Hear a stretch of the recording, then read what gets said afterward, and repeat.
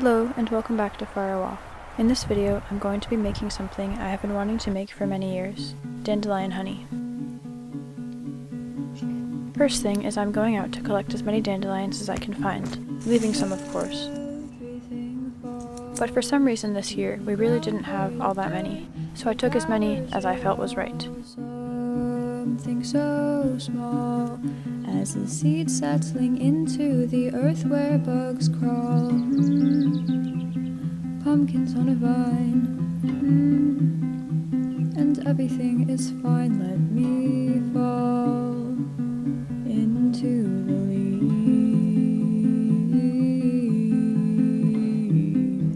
With some scissors, or you could just pull them apart with your fingers, I separated the petals from the stems and then gave them a good rinse in a bowl of water. Oh, there's no time to waste, perfectly placed. Then I put them in a container and covered them with boiling water. This measurement does not have to be precise. Less water will make the tea stronger, but since I had so little, I used a decent amount. Chilling, chilly weather, let me fall. I let it sit covered with a cloth overnight.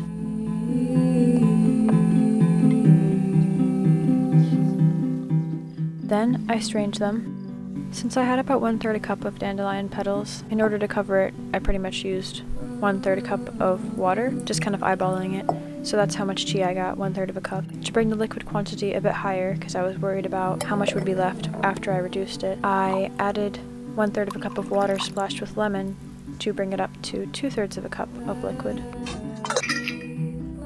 Then, using a 1-to-1 ratio of sugar to liquid, I added 2/3 of a cup of sugar.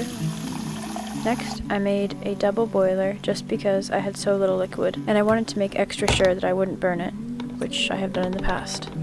I put the cup in a boiling pot of water. It was rattling a lot, so I switched to an actual double boiler. Not that it's a problem if it rattles. I think it was bothering my family maybe. If you don't have a double boiler, this makeshift one will work just well. You don't even have to use a double boiler, just to make sure you don't burn the syrup. I kept it low enough that the mixture was not actively bubbling, but gently steaming, and I was mesmerized by the patterns in the golden glow.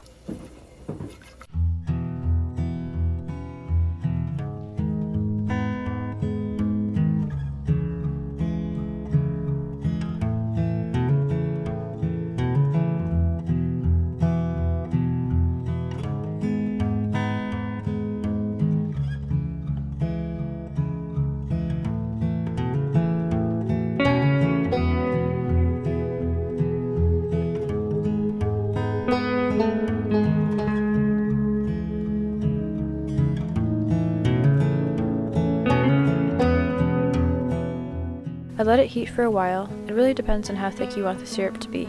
By the end of the first round, it was still pretty liquidy, but tasted good.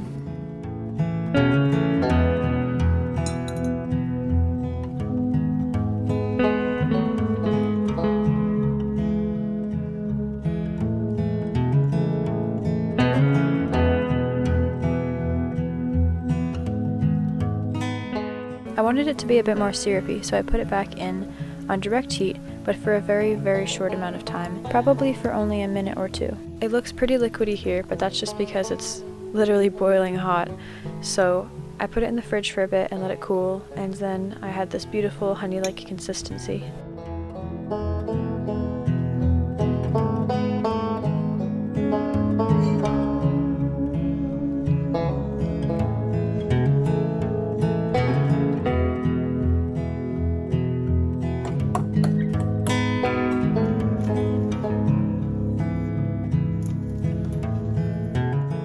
For the summer solstice, I made some honey oat banana pancakes and decided to give the dandelion syrup a try.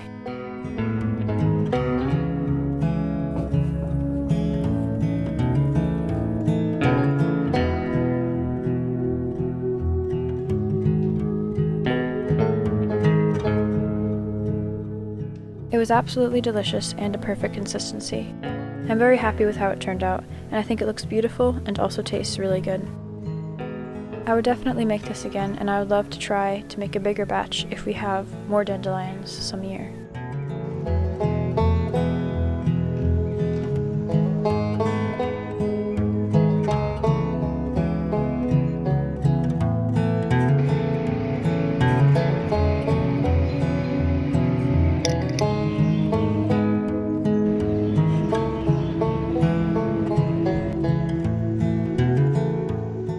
For the rest of the video, here is footage of me trying to make it for the first time last year, but I don't really remember what happened after this.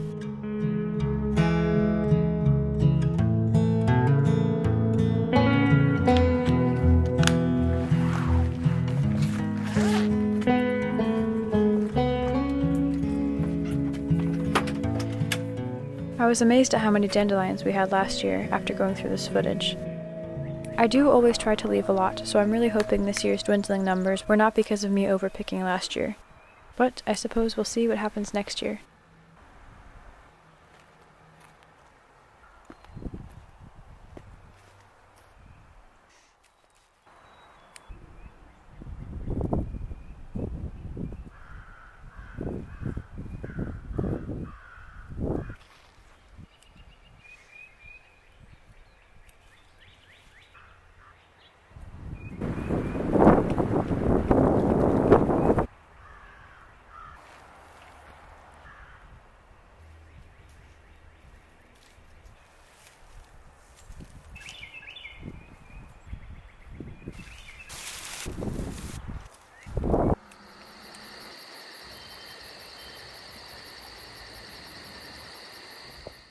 I'm gonna rinse these now.